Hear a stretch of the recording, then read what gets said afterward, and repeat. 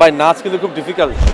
অভিনয় তার চেয়ে একটু ইজি আছে আর কি আমার জন্য। নাচটা খুব এনজয় করছি। আর ডান্সের শাহ আলমরে মনে মনে স্মরণ করছি। কারণ ডান্সের শাহ আলম তো সবসময় ডান্স করে।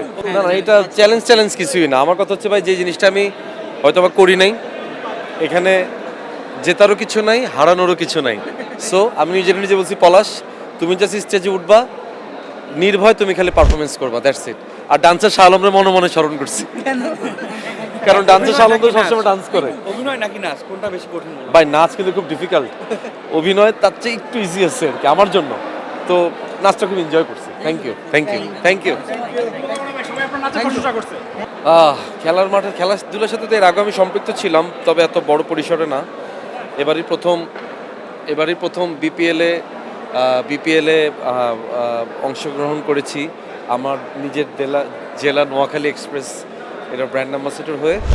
যদিও নোয়াখালী এক্সপ্রেস আশানুরূপ পারফরমেন্সটা এবার করতে পারে নাই, বাট আফসোস নাই, কারণ এবারই প্রথম অংশগ্রহণ, খুব অল্প সময়ের জন্য অংশগ্রহণ করেছে। ইনশাল্লাহ সামনের দিনগুলোতে নোয়াখালী চ্যাম্পিয়ন হবে। অবশ্যই আছে। আমি এবার কোরবানি ঈদের জন্য একটা ফিকশন বানাচ্ছি, একটা ওয়েব ফিল্ম বানাচ্ছি। এগুলো নিয়ে একটু ব্যস্ততা আছে।